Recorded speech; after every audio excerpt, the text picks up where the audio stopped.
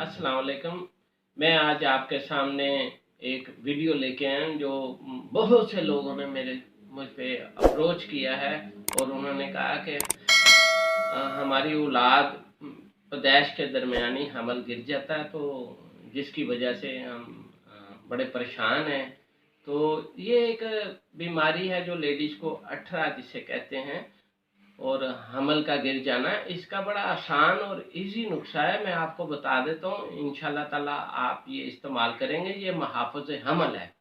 आपने चाशकू का नाम सुना होगा। किसी भी पंसारी की दुकान पे चले जाएं, उसे कहें कि हमें 100 ग्राम चाशकू दे दें, और चाशकू को बारीक पीस लें और उसमें पानी डालकर और थोड़ा सा शहद डालकर या थोड़ा सा गुड़ डालकर ना उसकी गोलियां बना लें।